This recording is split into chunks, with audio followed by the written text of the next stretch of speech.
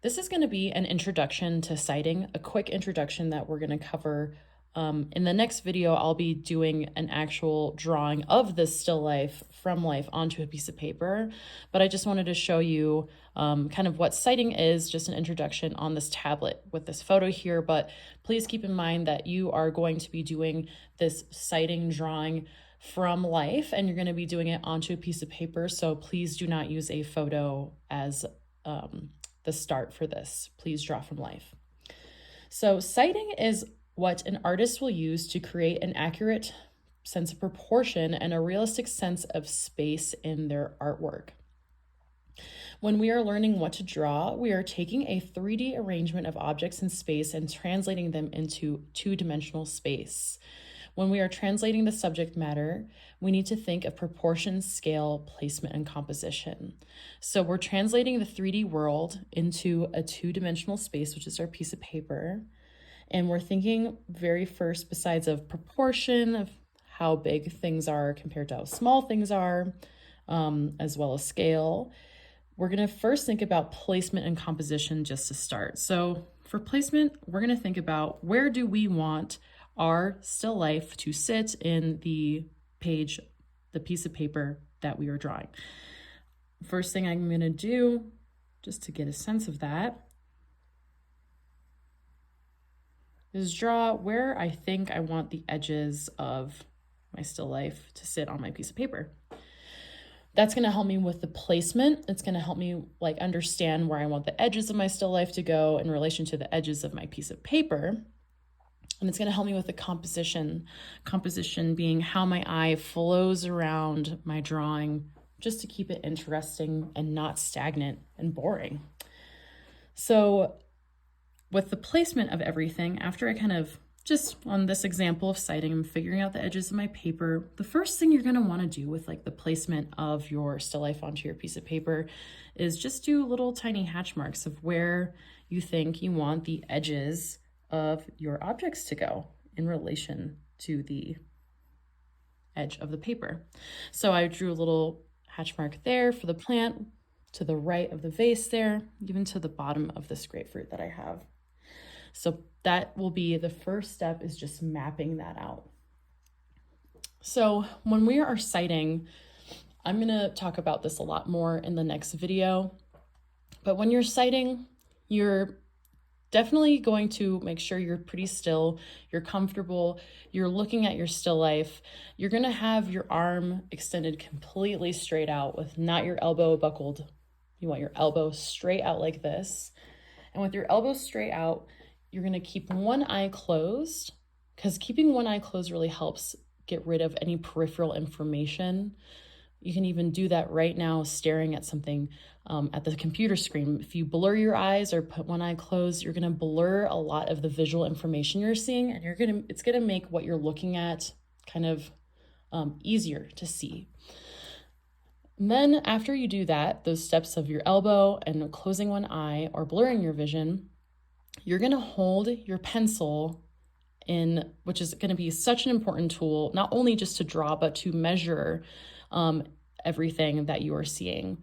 So your pencil is going to act as a ruler, so to speak, and also just an instrument. So with your elbow out, your eyes blurred, you're going to have your pencil up against your still life. So right now I'm sitting down and I'm actually looking at my still life. So when I'm mapping out the placement of everything, I'm going to be holding my pencil up and down just like this, and I'm going to rotate my wrists on an X and Y axis, because I'm trying to find the different diagonals and horizontals and verticals shapes within my still life. So make sure not to hold your pencil forward or back. For this part of sighting, finding the diagonals and the horizontals and verticals, make sure you're rotating your pencil like this, okay? So after I line up my pen with different diagonals and different horizontals, I can simply just add those in. So I find that diagonal there, I'm going to add that in. Find that diagonal there, add that in.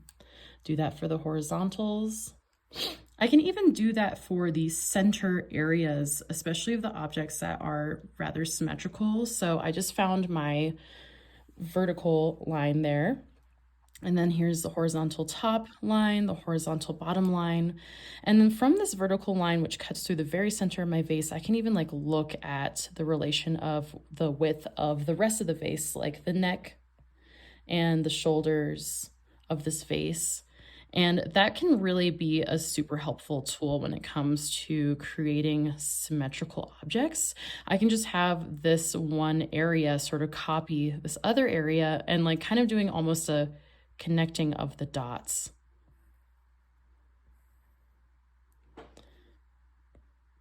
Something like that. So mapping out the diagonals, once again, I can even do that, the diagonals, horizontals, verticals, excuse me. I can do that in this plant here. I found that middle centered area in the mass of this plant here.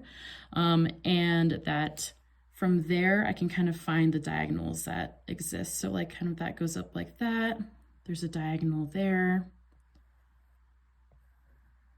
And then I can also find all of the diagonals within this very intricate leafy plant here.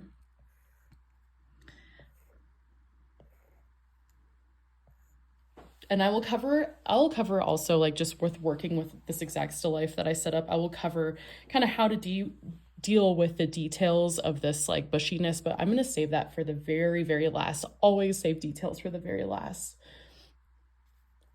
Finding where the objects intersect with one another is also like a really great way to just start off a drawing. So as you can see here, when I was kind of sighting out this vase, I drew the entire backside because I knew that that would help me with kind of the overall symmetry of this object. But I'm also going to consider like really making sure that if there is an object that sits in front of another object, I'm going to make sure that it is clearly overlapping. So beginners tend to be a little shy on that of overlapping objects, especially when one is sitting directly in front of another. Don't be scared. Look for that negative space. The negative space is the space that surrounds the object. Look for the shapes, like this kind of arrow shape right here. Look at that and apply that in your drawing to help you with the intersection of these different objects.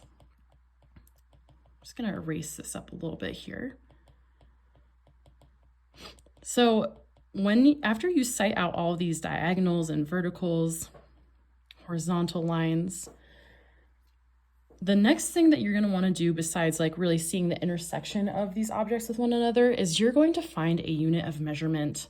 So the unit of measurement in my still life here that I chose on purpose is this grapefruit. You want to choose a unit of measurement that is about as tall as it is wide, because this is going to be what you measure all of the other objects within your entire drawing. And the way that you're going to do this is after you figure out what your unit of measurement is with your pencil on that XY axis, or like more like this from this perspective, from looking at the drawing this way, I'm going to use my ruler, right? This thinking of my pencil as a ruler, and I'm going to line up at the very tip of the ruler with the very top of the grapefruit. And I'm going to use my thumb and I'm going to pull my thumb all the way down to the very base of that grapefruit as a marker. I'm going to hold my hand really, really still. I'm going to grab a second pencil to make this a little bit easier for me. And I'm going to measure how many grapefruits tall. I'm going to question how many grapefruits tall is this plant right here. So once again, I'll show you. I line up the tip of my pencil with the top of the grapefruit. I take my thumb and I slide it all the way down to the base of the grapefruit. And then I hold it still and I'm going to bring it to that original hatch mark that I have, that little mark that is the horizontal area there. And I'm going to hold this other pencil as a place holder. So I'm going to hold it right there because that marks from here to here is one grapefruit. So one, I'm going to bring my thumb to the pencil, 2, 3, 4, 5. A little over, my plant here is a little bit over 5 grapefruits tall because the top of like the plant comes all the way up to here. So I'm going to have to think about that. I can kind of look at how tall it is, like with like really to the edge of the girthy, more bushy part of the plant. Let's figure that out. Line my top up, pull my thumb down, bring it over here.